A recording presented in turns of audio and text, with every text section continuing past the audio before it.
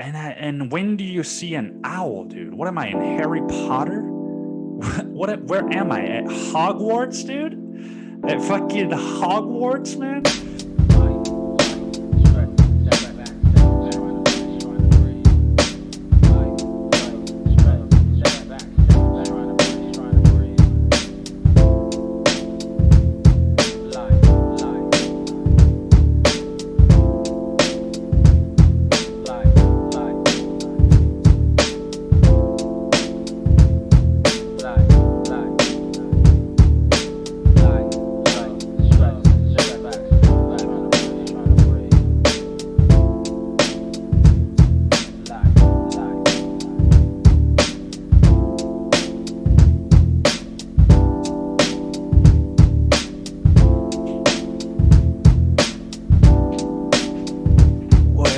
Welcome. What is going on, people? Welcome to another episode of The Pupil's Life. With you today is me, the pupil. And I got my bottle of water today. I'm going to spread my ass cheeks because I like to sit up straight for you guys. And great way to start, right? Just a bunch of dead air.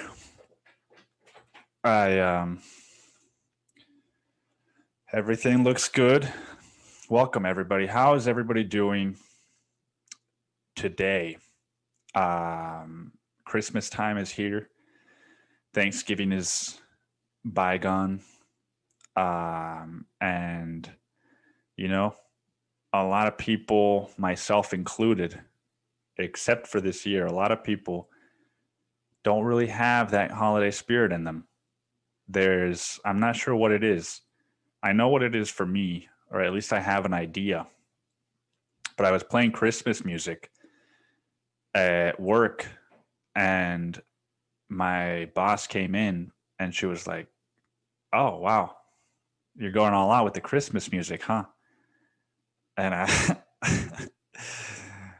and I was like, "Yeah, I'm trying to, I'm trying to be a little bit more optimistic this year." And she said, "I'm usually a Grinch. I hate Christmas." And I was like, "Oh, yeah, no, usually I am too. That's why I'm trying to do things a little bit different this year." And, I'm fortunate enough that I can get excited about Christmas. I am not on the streets. I am not starving. I will have a job up until right before Christmas, which is more than a lot of people can say. And I have money that I could buy my brother some Christmas presents with, and his dog.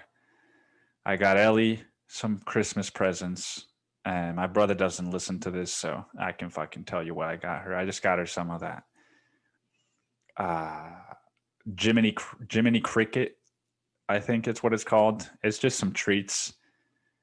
And because I was scouring the internet for like, what's the best gift to get a dog? And all you're going to find if you do that is, advertising for dog companies. You're not actually going to find the best gift for a dog.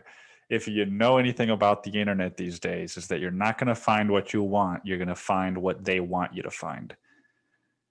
And so at the end of the day, I was like, all right, this is, the dog is going to like whatever the fuck I get her. It's more about just, what it represents, right? Like I wanted to have Christmas presents under the Christmas tree that my brother got us, because the Christmas tree is one thing, but a Christmas tree with presents underneath it, that's like, dude, you wake up every day, even though I know they're not for me, especially because I know they're not for me. I'm excited because I'm anticipating the day when my brother gets to open them and when Ellie gets to open them and eat her fucking treats. And so yeah, man, I'm trying to be a little bit more optimistic this Christmas season or holiday season if you're a Jew, or or if you celebrate Kwanzaa or whatever other kind of December holidays exist. Um, and what was I on about? Oh yeah, just people having a weird. I also got the opposite though. I got one of the customers at the truck. She said, "I love that you're playing Christmas music." And I was like, "Fuck yeah, dude. Yeah, I love it too. You know, just Christmas classics on Spotify. Get a little bit of uh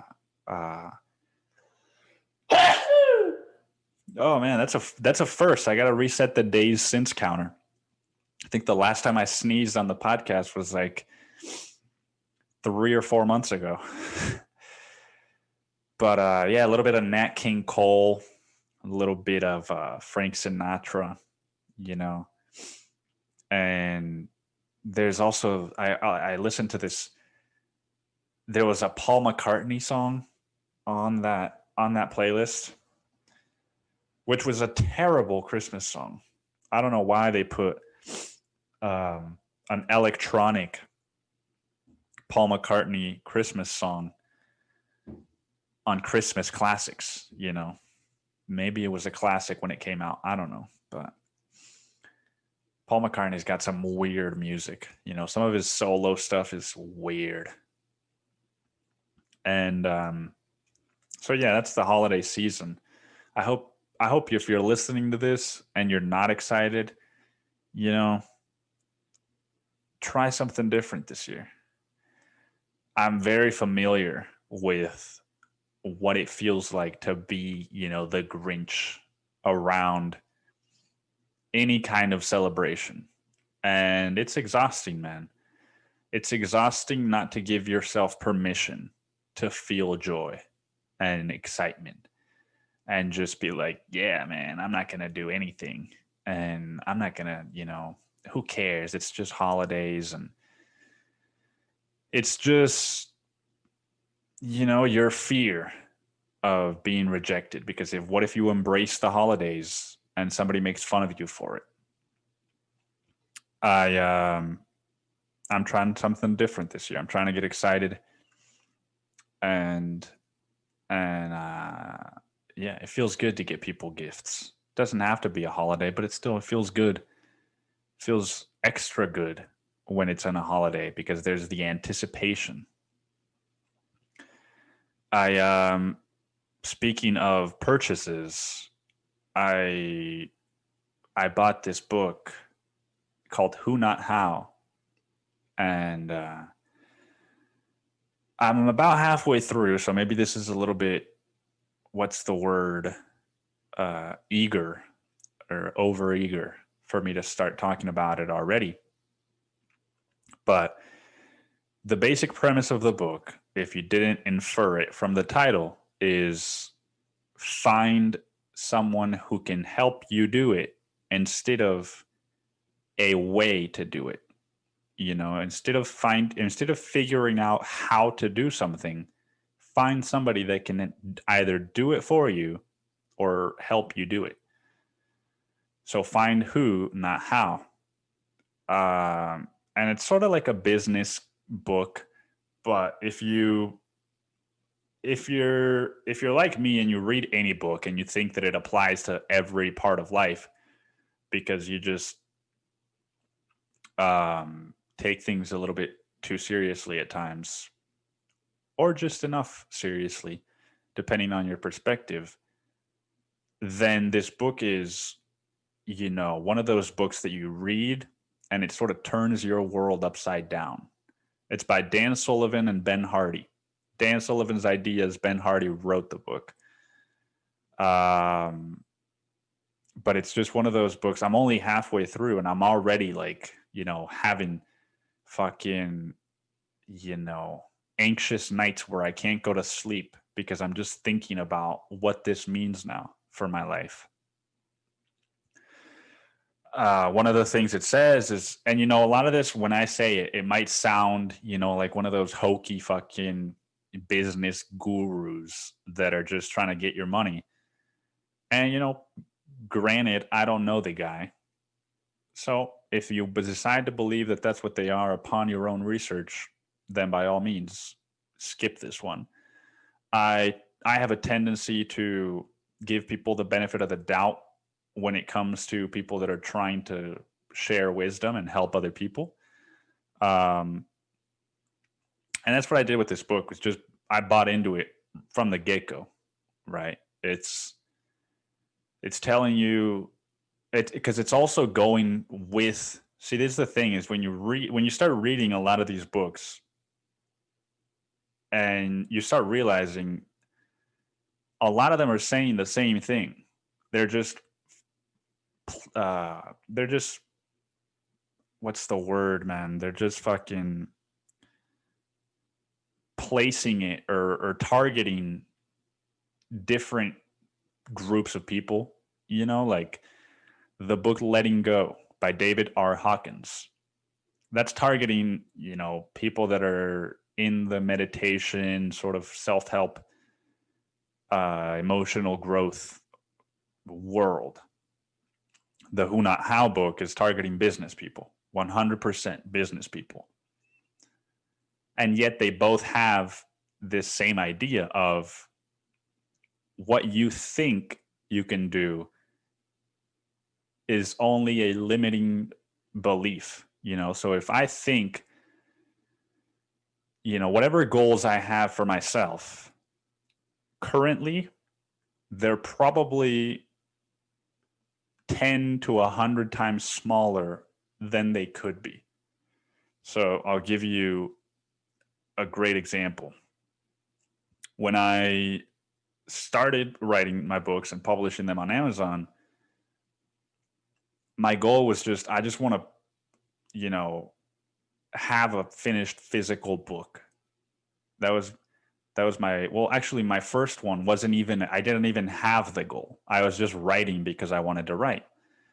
And then I had enough short stories that I decided, okay, I'm just going to compile them and put them on Amazon, because right now they're just sitting documents. They're sitting docus. They're sitting docs. They're sitting docs on my fucking. There should be like an app for anytime you think of, a little neat little pun or play on words, you get, 25 cents to your HEB wallet. Sitting docs. Let me check if that's available, if that's been used before. Oh, it looks like it hasn't. You get a full $1. And I don't know what they would get, get a phrase. How does that help the app? But anyway, I had this. So my goal was I just want to put this on a book and see if I can have a print book. All right. Pretty small goal. And I did that because I was starting out and I wanted to accomplish the goal. So I do it. And then the second book, it was like, oh, I'm going to repeat the process, but be more intentional about it. And changed nothing. Pretty much nothing else changed. I took a picture on my phone and that was the cover. And, so as I've written more of these books and I'm learning more about publishing, I'm seeing, what are the results I'm getting? That's what the book talks about a lot, is what are the results that you're getting? And the results that I'm getting are, pretty small results. And that is because of my goals. And if you're not bored already, I'm not going to bore you for another 5 minutes with this. Basically, I've just been, the book is telling you got to 10x or 100x your goals. What you can achieve is a lot more than what you think you can achieve. Same as Letting Go with that book. It's like, there was this, I don't know if I mentioned this on the podcast yet, but I've told several people about it and everybody has the same reaction. There was this example in Letting Go about, the author is talking about surrendering all of your programs that you have, surrendering this idea that if someone, the idea that a cold is contagious, he says that that's a program, that's not true unless you decide to believe that it's true. And if you decide to believe that it's true, you're more likely to get a cold, because that's a feeling of guilt. It's almost like feeling like I deserve to get a cold. That's what he's saying, right? Is that these feelings or these programs come from a place of guilt. So it's like, don't go outside. You might get a cold. It's chilly out. Put a sweater on. You might get a cold. It's like, and where was I going with that, man? Letting go. Oh, the example. So the example, he's giving a talk, the author, and he's talking about this in the book, and he says that someone in the audience asks him, if everything's a program, then why don't you just fucking believe that you don't need to wear your glasses, right? David R. Hawkins wears glasses, and somebody in the audience asks him that, and he says, oh, well, the reason I wear them is just for convenience. But maybe you're right. Maybe it is a program. And so, and I know I'm going to lose so many of you with this part. And so David decides that maybe he's going to test this out, right? He decides that he's not going to wear his glasses and see what happens and surrender the idea that he needs those glasses, right? I think that's what the main thing is, that we need, we don't need any of these programs. Because apparently all you need I have 20/20 vision. All that I need from my 20/20 vision is 5%. That's all I need. 95% of my vision is distractions. So right now, 5% would be, I need to know where the fucking microphone is. That's pretty much it. If I close my eyes and I start to do this, then you start to hear me a little bit on the side. And if I do this, then you might, that's all I need, is to know where the microphone is. If I'm walking, all that I need is to see, where am I stepping? I don't need to see, the fucking bright light that's up there. I don't need to see the painting behind the light and the thing that I made and my backpack. And, I don't need, those are all distractions. So he takes off his glasses and he drives. I think he drives or he rides a bicycle. He does something that anytime I give this example or share this example with people, they're like, oh, well, that's fucking irresponsible and blah, blah, blah. And, at first I thought the same thing, like, oh, all right, so you're driving without glasses. That's kind of like, isn't that like putting other people in danger? And it's like, well, but if all he needs is 5%, then technically it's not putting anybody in risk. He's not going the same speeds, and he's being mindful of the fact that he doesn't have glasses on, and he thinks he needs glasses to see.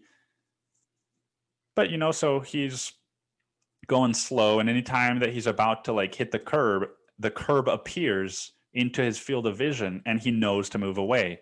And so his vision slowly starts to adapt to not having the glasses, to the point where by the end of week 6, his vision returns fully. And it's like, what? And then he says that he shares this in his next talk, and people start to, some people decide they are going to try the same thing.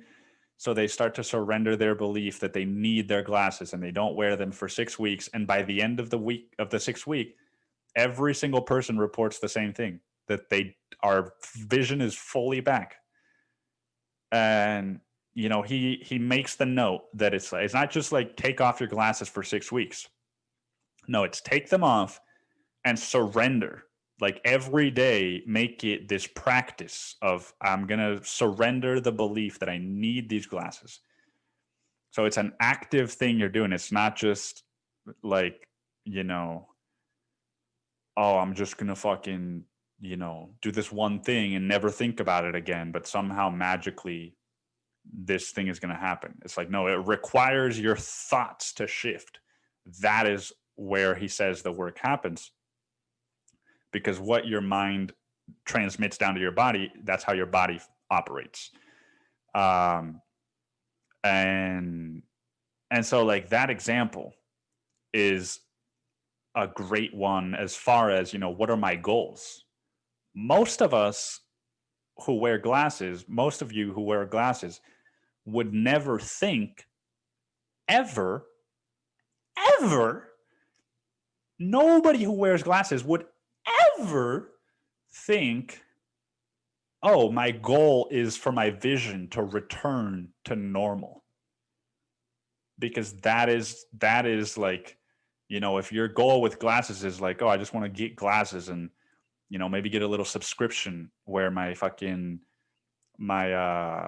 lenses or whatever the eye contact lens, you know, get a little subscription so I get new ones every month or whatever, you know. That's like, you know, this is your goal. And then they're saying like, no, fucking blow it up, dude. What if you could return your vision to normal? Well, if you start believing it, it might just happen, right? And so Dan Sullivan, he shared on LinkedIn, he shared that I'm going to find the post so I don't butcher it. But he shared something similar about, you know, a belief that he had because everyone has it, that he decided he was going to challenge. And so I'm going to share that. I'm going to share that because I thought it was, you know, it's one of those things that you don't think about until somebody says it.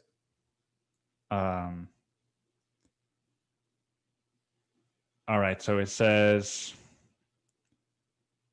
fuck, dude, this guy's got a lot of things. It's about what age. It's about what age he wants to live to.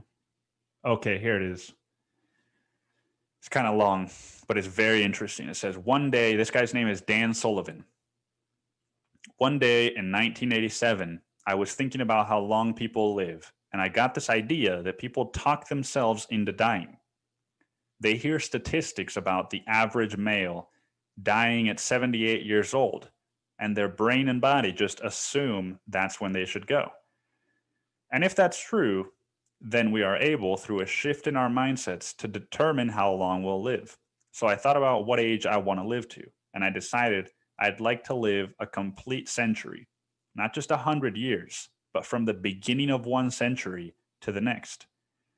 And since I missed the 20th century, it would have to be the 21st. That meant I would need to live to be 156 years old if I wanted to see the year 2100. 2100. So that's the number I settled on. I became determined to live to 156, and I still am. I didn't tell anyone about this for 5 years because it seemed like such a crazy idea. But after a few years of thinking this way, I noticed that everything I did in my life had changed. Everything I was doing was pushing me toward that goal of living to 156 years old. And so that in a nutshell is what Who Not How is talking about when it comes to goals. Is like, you know, one of the goals that I was just talking to my brother about this, that I'm, you know, considering committing to, is to publish one of my books through this company, Scribe Media. Is where a lot of the people that I've had on the podcast publish their books. And Erin Tyler, she works at Scribe Media. but that costs, I think, like 40 grand is like the pro package, and the fucking like the elite is like 120 grand, right? It's for people that have money, and see it as an investment. And so I thought, okay, I've got, right now, dude, right now I've got like a couple $1,000s in the bank, and I still got to pay fucking January rent, pay my credit card at midpoint this month, so it's like, I got a deduction on that couple thousand, and I'm not going to have a job by next Friday. So, for somebody to ask me, what's your goal? And for me to say, oh, my goal is to publish a book that's going to cost me $40,000 to publish. And then they're like, oh, you have money? And I'm like, no, no, I don't. But if I decide that that's my goal, then, according to this book, according to the science that backs a lot of what's in the book, is my brain is going to say, oh, we need $40,000. So, let's start working toward that. And my life is going to change. And I don't mean like, oh, my whole life is going to change. I mean like my actual like habits and what am I doing? What kind of jobs I'm getting? That's going to change, because if I'm thinking I need 40 grand and then I'm looking at a job that gives me $10 an hour, maybe that's not going to get me 40 grand. And that's not going to give me my goal. And I'll give you like a more fucking, like regular person example, which is what I am, is a regular guy. I'm just a regular guy, man. Remember when I did that voice? That was a fun time, man. That's the one thing I miss about smoking weed the most, is just doing the podcast high. My comedic brain just low, inhibitions are lowered, and that's a harder state to achieve when you're sober. But so regular person example, you work in the service industry and you're living check to check. You're living paycheck to paycheck, month to month, and the most money you ever get saved up is, $1,000, maybe $2,000.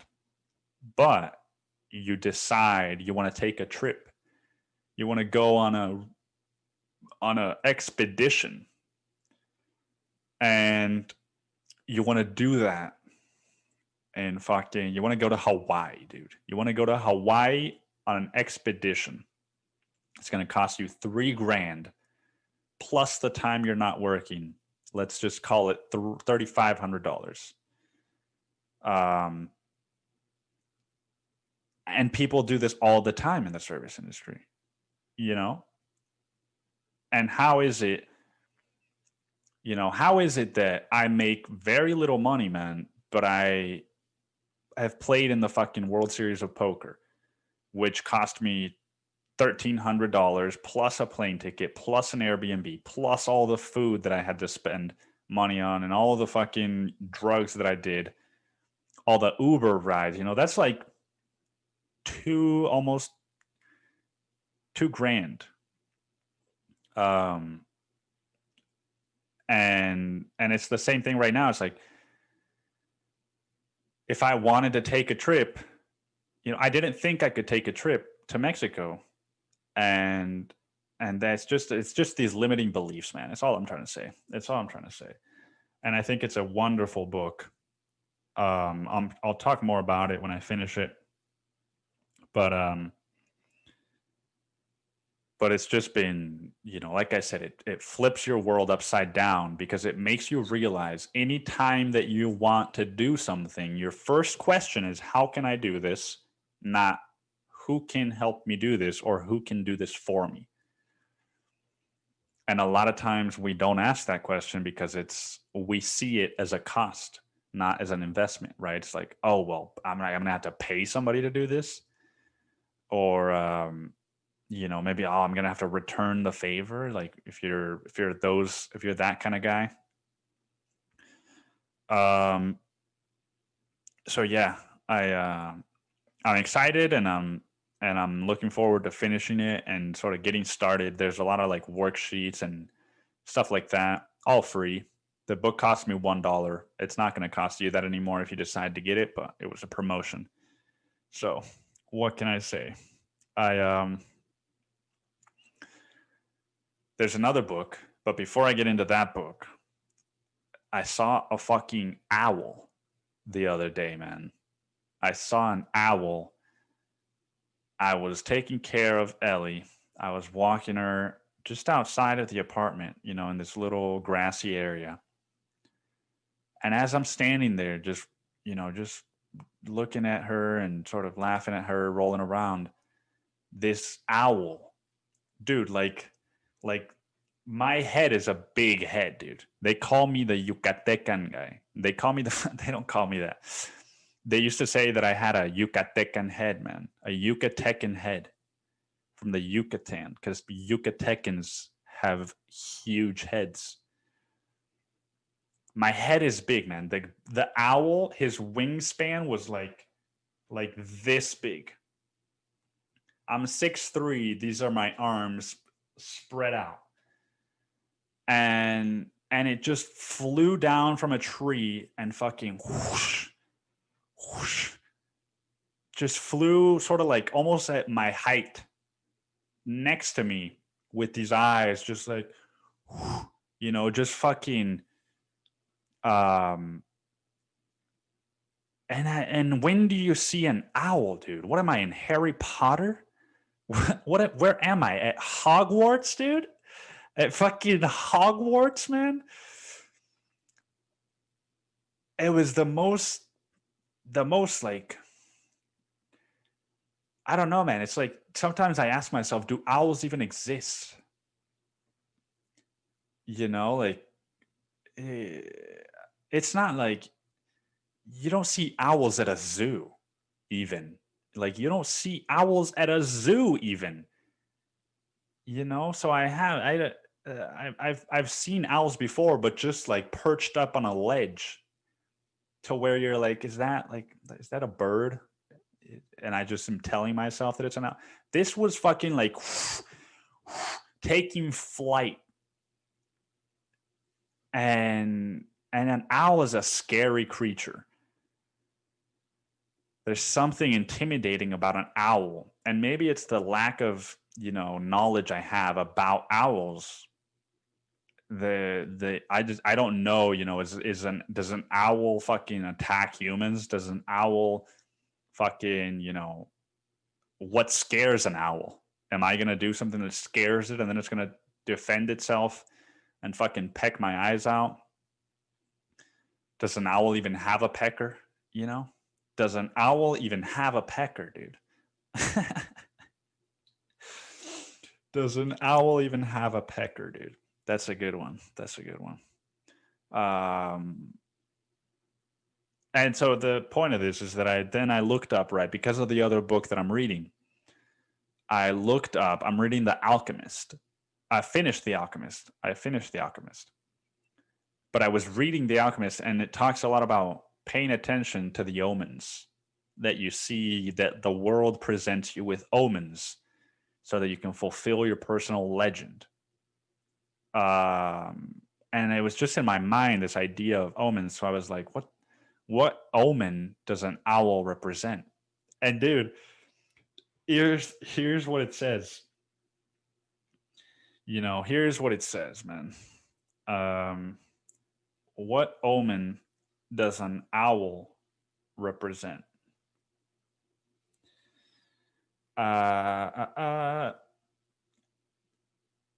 What does it mean when you see an owl? Cynthia is a digital marketer, writer, and artist. She writes about a variety of topics, especially languages, art, and culture. She wrote about this. Owl symbolism varies drastically depending on where you come from. Here is an in-depth look at different interpretations of owl symbolism around the world. The mysterious, beautiful owl is a bird worth studying that has nothing to fucking do. I don't care about this. It flies by night and has an uncanny ability to capture prey. But because these birds are night flyers, humans have often feared them. That makes sense. Many cultures associate them with darkness, negativity, and mystery, while others associate them with wisdom and prophecy. Okay, finally, what does it mean? Owl sightings and calls can be either a blessing or a bad omen. Pay attention to what happens immediately after you see or hear the owl. If something good happens, then the sighting portends good fortune. If something negative happens, then the sighting presages bad news, including illness. The ancient Welsh associated owls with fertility. If a pregnant woman heard an owl hoot, then it was believed she would have an easy labor. All right. Ancient Greeks and the Romans, for that matter, associated owls with the goddess Athena, wisdom, and prophet. Ancient Christians saw it as a sign of evil and linked them with the Lilith. Well, of course, fucking Christians, they see everything as a sign of evil and the devil. Dude, ancient Christians saw owls as a sign of evil and linked them with Lilith, Adam's first disobedient wife. A disobedient wife is what ancient Christians used to think was evil, dude. That just fucking shows you, I don't even need to finish that sentence. The ancient Romans thought that a feather from an owl would help you find out the secrets of a sleeping person. All right, what do owls symbolize in Native American culture? All right, owls have large eyes to facilitate. All right, that makes no fucking sense. But the one that I read that night just basically said it, that they symbolize death, or the end of something. And, which in a way, I once I got past, my little fucking silly bit of like death. Oh my God, does this mean I'm going to die? It was like, oh no, it actually makes sense, man. Because I'm leaving. Well, my job is ending. And so but it's always weird, man, that you see a fucking owl right as your job is ending. Yeah. Makes you think about omens, man. Makes you think about omens. Makes you think about, what other omens am I ignoring? So I just thought I just had to share that, man, because sometimes if you don't share something, it didn't exist. If you don't share that on Instagram, it didn't happen. I tried to, but I couldn't fucking, it was dark. I couldn't see it. My camera couldn't see it. So I read The Alchemist. Now, what do I have to say about The Alchemist? There was a line in The Alchemist that I really liked, and it was, what was the line, dude? No matter what he does, every person on Earth plays a central role in the history of the world, and normally he doesn't know it. And that's toward the end of the book. But I just thought it was a wonderful book of like, it reminded me of that movie Brigsby Bear. Like just this, how the world is set up in a way. The world is a contradiction in the way that, if you want to fulfill your personal legend, the way The Alchemist says that everybody has a personal legend to find their treasure, to find their truth. And if you want to do that, the world will work in mysterious ways to help you accomplish it. And the people who live on Earth will, sort of like try to make you see things in a more linear way. So like in Brigsby Bear, it's this guy that just wants to make a movie about Brigsby Bear, his favorite cartoon show about a bear. called Brigsby Bear. I don't remember that much. But everyone around him is like, dude, you gotta grow up. Brigsby Bear's over. You gotta grow up. And they basically they're telling him, dude, just kill your dreams. Just grow up, become one of us, one of us who doesn't have dreams and is just a cog in this fucking machine. And in The Alchemist, every time that the boy runs into somebody sort of dangerous or in his way, they make fun of him. They're like, "Oh, oh, dude, you can turn yourself into the wind? Oh, really? All right, well, show us, or we'll kill you. Oh, you're gonna find a treasure in the pyramids of Egypt?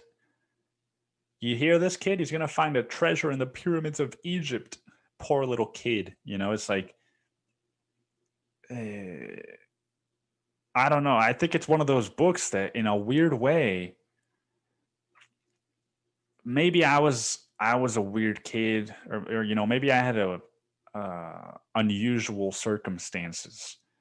But I think if I had read that as a kid,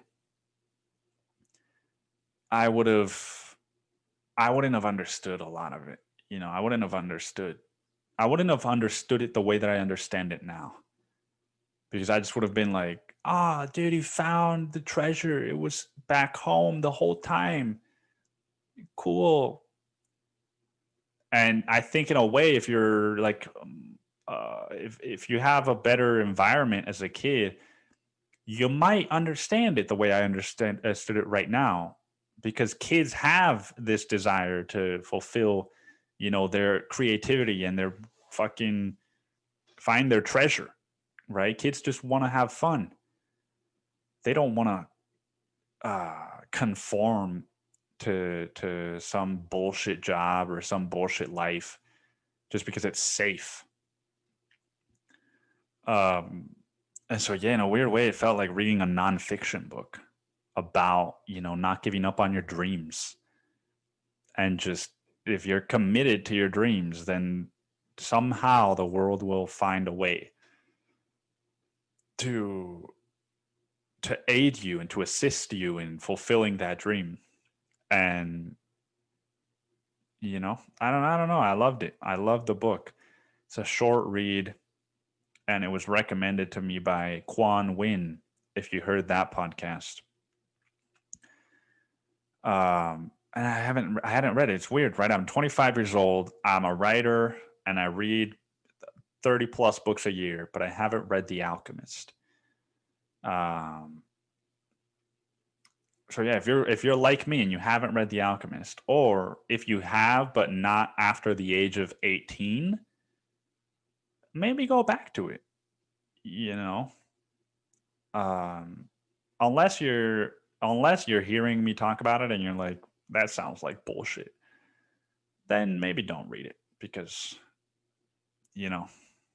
God help you.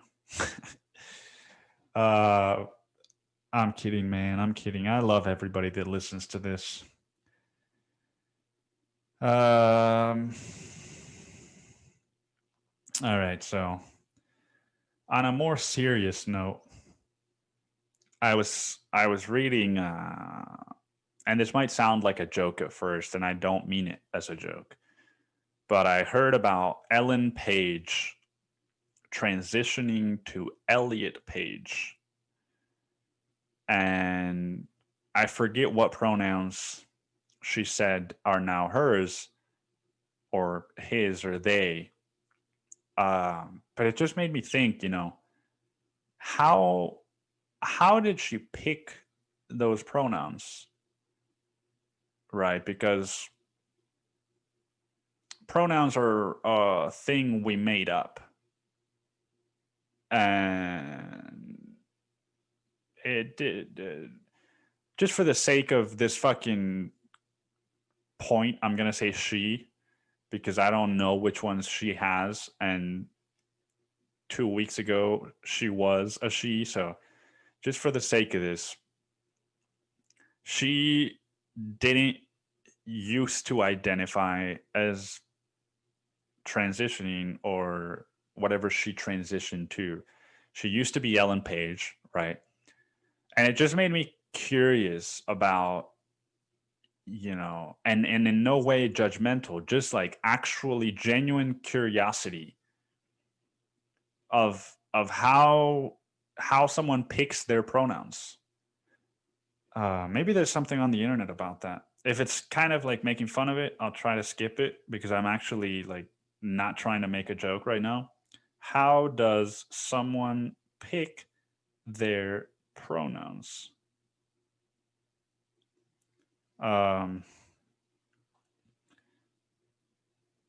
Why some people use a guide to pronouns for allies. All right, let's see. Pronouns are integral to who we are, and we share pronouns because we want to avoid assuming someone's pronouns based on factors like appearance. Okay. Already lost me, but I'm still going to read this. By sharing our own pronouns routinely. It just, what did that even make sense? Pronouns are integral to who we are. And we share pronouns because we want to avoid assuming someone's pronouns based on factors like appearance. We share pronouns because we want to avoid assuming pronouns. By sharing our own pronouns routinely, we encourage others to do the same and demonstrate that we understand the importance of sharing pronouns. This seems to be less about, this seems to just, I don't know, using someone's correct pronouns is an important way of affirming someone's identity and is a fundamental step in being an ally. Common pronouns include she, her. Okay. It is important to ask people what their pronouns are. If you have questions, politely ask the person to give you examples of how to use their pronouns. Justice is my friend. They are a great colleague and identify as non-binary. I really like them. My office is next to theirs. While we might typically think of they, them, theirs as a plural pronoun, we actually use they to refer to an individual all the time without realizing it. When we refer to a person whose gender we do not know, we might use they as the pronoun. I got a call from the doctor today. What did they say? In this example, they is used as a pronoun to refer to an individual. Okay, but how, asking someone their pronouns, how do you pick your pronouns, dude? That's what I want to know. Okay, why can't I just assume someone's pronouns by looking at them? By doing that, based on how they look, one is implicitly reinforcing harmful stereotypes about gender expression. For example, that masculine-looking people always use he, him, his pronouns. This is not always the case, and it is important to understand and respect each individual's identity. This is why we want to ask, not assume, someone's pronouns and make a habit of introducing them. Okay. What if I mistake and use the wrong pronoun? Mistakes can happen. If this does happen, it is best to apologize. Say what pronoun you meant to move on without doing it. So apologize profusely for his attention. All right, said nothing about how to pick your pronouns. Preferred gender pronoun.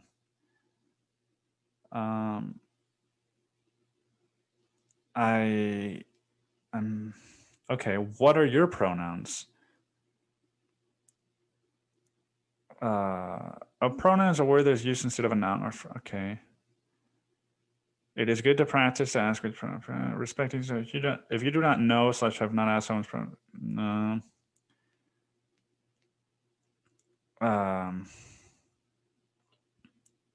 So there doesn't seem to be much. How does someone pick their pronouns? Trans.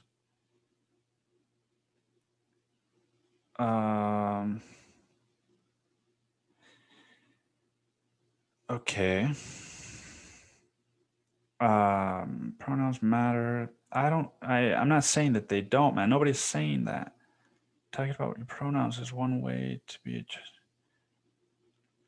Talking about your pronouns is one easy way to be a transgender ally. Okay. I'm not going to find anything. If anybody listening to this has any information on that, I'm just genuinely curious about, or if there's anybody that has pronouns that isn't, just a fucking ally or whatever. Like, I'm not saying if you're me and you're like, oh, dude, my pronouns are he, his, and him. I'm like, all right, dude, fucking. I'm talking about somebody like Ellen Page, who, what were hers? I'm just boring you guys with the internet today. Elliot Page.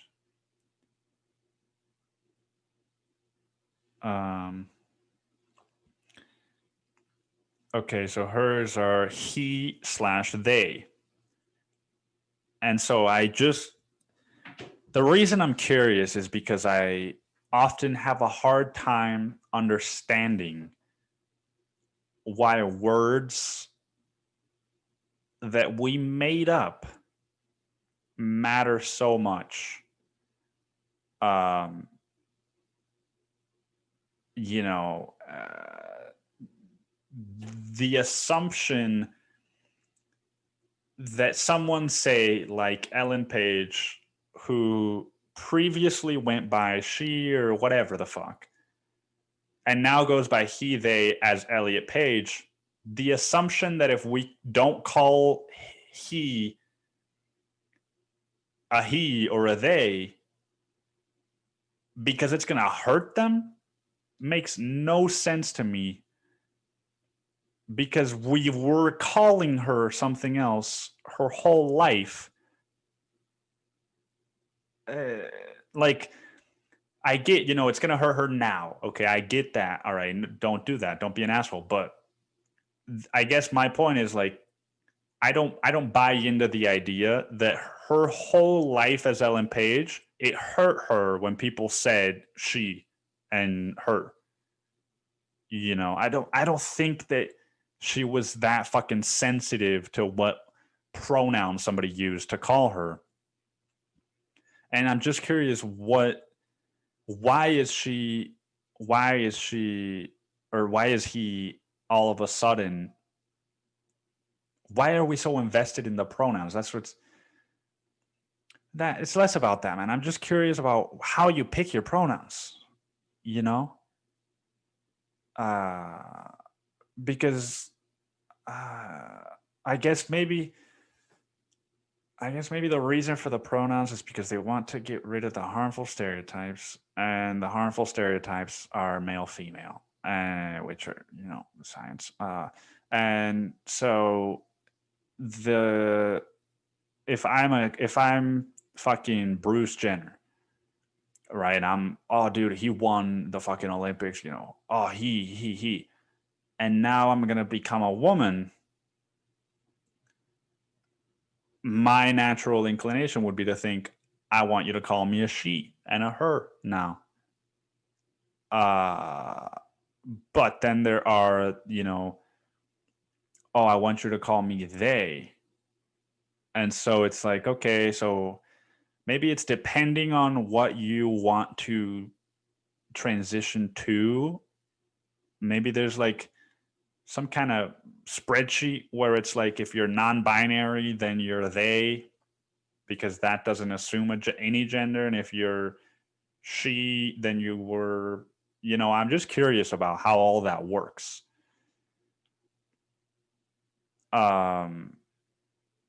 Because as somebody that is cemented in one of these harmful stereotypes,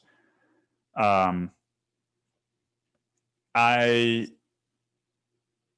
don't know anything about this, right? And so my abstract idea of what this would look like is, oh, okay, here's a list of pronouns. These are words on a piece of paper. Okay, what do I want to be? Well, when people look at me and they call me a he, it really hurts me, because I don't think that that I exert masculine, and like, I don't know, man. I'm so in the dark in this, but I'm genuinely curious. And part of that curiosity is just because there doesn't seem to be any kind of explanation about it, any kind of discussion about it. Not that there needs to be an explanation, but just, like when I fucking came out with my memoir and I told, I made videos about why I was giving men blowjobs for money. It's like, I don't have to give you an explanation, but if I give you not an explanation, but a reason why I didn't know how to deal with the pain that was leading me to hurt myself that way, then what the fuck is that gonna do for anybody? It's just like, oh, dude, I used to do this thing, forgetting about my example. It's like, if you used to fucking rob, it's like, oh, dude, I used to rob. Yeah, I don't do it anymore, but I used to rob. I used to rob people's houses. I used to be a criminal, and I used to rob. Oh, why did you do that? Oh, I don't know. I used to rob, but now I don't rob, and I don't want you to think of me as a criminal anymore. Maybe it's a silly example, man, but it's just, I'm just curious about how somebody picks their pronouns. And I was gonna talk about one other thing, but it doesn't look like I have very much time. Well, I got some time. There is how do people pick their pronouns? All right, I'm done with that. But really, if somebody does know how you pick your pronouns, or if somebody has picked their pronouns, then please send me an email. And my email's in the description below. Send me an email and just explain to me, hey, I fucking did this and this and this, and I picked these pronouns because this and this and this. And here's how people, here's how some of my friends have picked their pronouns. Fucking, that's it. That's all I want to know.